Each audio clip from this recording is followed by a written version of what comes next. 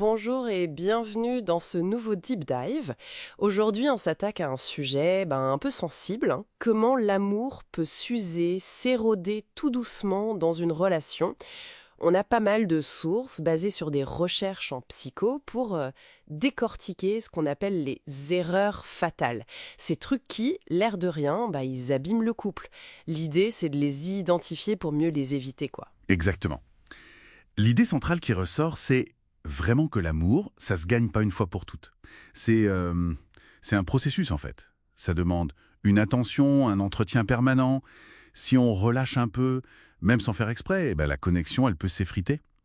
On va regarder ensemble un peu les mécanismes psy derrière ces erreurs courantes. D'accord, alors allons-y. La première, et elle est majeure, c'est la communication toxique. C'est pas juste se disputer, hein. C'est quand la façon de parler, elle vise plus à blesser ou à se protéger qu'à vraiment comprendre l'autre. Les sources citent souvent le psychologue John Gottman et ses fameux, comment il appelle ça déjà, les 4 cavaliers de l'apocalypse relationnel. Donc, la critique, le mépris, ça il dit que c'est le pire, la défensive, et puis le retrait, le stonewalling. Oui, le mur de pierre. C'est ça. Quand on se ferme complètement, on évite le regard, on coupe l'échange. C'est une vraie déconnexion, en fait. Tout à fait. Et ce qui est frappant, c'est que le mépris, comme tu disais, est vu comme le plus toxique. C'est pas juste critiquer un comportement, c'est attaquer la personne, sa valeur. C'est quand le respect de base, il est parti. Hmm. C'est ça, le vrai poison. Et pour contrer ça, les recherches insistent sur un ratio, un équilibre. Il faudrait environ 5 interactions positives pour compenser une interaction négative. Ah oui, 5 pour une. Bon, c'est pas une règle mathématique stricte, hein, mais l'idée, c'est de garder ce que Gottman appelle un compte en banque émotionnel positif. Chaque interaction négative, c'est comme un retrait. Il faut beaucoup de dépôts positifs pour que ça tienne. Je vois. L'antidote principal, c'est d'apprendre à dire ce qui ne va pas. Son besoin, sans accuser l'autre. Parler de soi, de son ressenti. D'ailleurs, il y a un chiffre qui fait réfléchir. Un sondage IFOP de 2020 montrait que 54% des Français mettaient le manque de communication comme cause numéro 1 de divorce. Bah oui, ça montre bien l'impact. Bon, une autre erreur, peut-être plus sournois, prendre l'amour pour acquis et le manque d'effort. On arrête les petites attentions, la séduction des débuts, elle disparaît. On se dit c'est bon, l'autre est là, l'amour suffit. Oui, et l'effet psychologique, c'est terrible.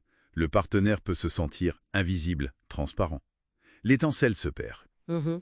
On se sent moins important, moins spécial. L'analyse des sources dit bien. L'amour, ça se transforme et ça se travaille. Si on ne cherche pas activement à redécouvrir l'autre, à voir comment il ou elle change, oui, l'ennui s'installe et on s'éloigne. Donc, l'antidote, c'est cet effort conscient. Continuer à choisir l'autre, nourrir la flamme, rester curieux l'un de l'autre. Et ça nous amène à la peur ou la mauvaise gestion des conflits. Il y a 2 pièges principaux, j'ai l'impression. Soit on évite tous les sujets qui fâchent, et ça devient une espèce de bombe à retardement. Soit, à l'inverse, on tombe dans l'escalade, l'agressivité, les généralisations, genre tu fais toujours ça, tu fais jamais ça, où on ressort les vieux dossiers à chaque dispute. C'est exactement ça. Pourtant, les sources nous invitent à voir le conflit autrement. Pas comme un drame, mais plutôt comme, Un signal. oui, un indicateur qu'il est temps de parler vrai. Un signe que des besoins importants ne sont pas satisfaits. Si on l'aborde bien, un désaccord, ça peut être une chance de grandir ensemble, de mieux se comprendre. L'antidote, c'est d'apprendre à dédramatiser, à écouter pour comprendre, pas juste pour répliquer, et à chercher des solutions à deux, sans forcément chercher un coupable. Et souvent, derrière tout ça, il y a un manque de gratitude et d'appréciation. On oublie de dire merci sincèrement, de faire un compliment. On finit par voir ce qui va pas et tout le positif devient invisible. Effectivement. Et l'impact, il est énorme. Il y a une étude sur des dizaines de milliers de couples qui montre que la gratitude exprimée régulièrement, c'est un peu l'ingrédient secret des couples qui durent. Ah oui. Oui, ça nourrit les sentiments amoureux, ça renforce le lien, ça motive à continuer les efforts. Quand elle manque, on finit par avoir une vision à moitié vide de la relation. Cultiver la gratitude, c'est pas juste être poli, hein. C'est une vraie compétence émotionnelle, remarquer et dire ce qu'on apprécie chez l'autre et dans la relation. Les sources parlent aussi d'autres pièges, comme perdre son individualité, s'oublier dans le couple ou l'érosion de la confiance à cause des non-dits, des promesses pas tenues. Mais le fil rouge, on le voit bien, hein, c'est le manque d'attention active, d'attention consciente à la relation. C'est tout à fait ça. Et la bonne nouvelle, c'est que pour chaque erreur, il y a des antidotes, des pratiques conscientes. Communiquer avec bienveillance, nourrir l'admiration, l'affection, aborder les désaccords comme des problèmes à résoudre ensemble, dire merci, préserver son jardin secret, respecter celui de l'autre, l'empathie. L'idée de fond, c'est de passer d'un « je t'aime » qui serait devenu un peu passif, à une démarche active. Je choisis de t'aimer et d'entretenir cet amour. Bon, alors qu'est-ce qu'on retient de tout ça? Principalement, que l'amour, pour durer, ça marche pas en pilote automatique. Ces erreurs fatales, elles sont souvent discrètes, elles agissent lentement, d'où l'importance d'être conscient de soi, de l'autre, de la dynamique, et de faire cet effort encore et encore pour que la connexion reste vivante. Tout à fait.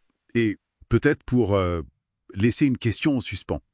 Si on voit l'amour, pas juste comme un sentiment qui nous tombe dessus, mais aussi comme un ensemble de compétences, savoir communiquer, pardonner, apprécier, gérer les tensions, comment on évaluerait son propre niveau de compétence amoureuse, là, aujourd'hui?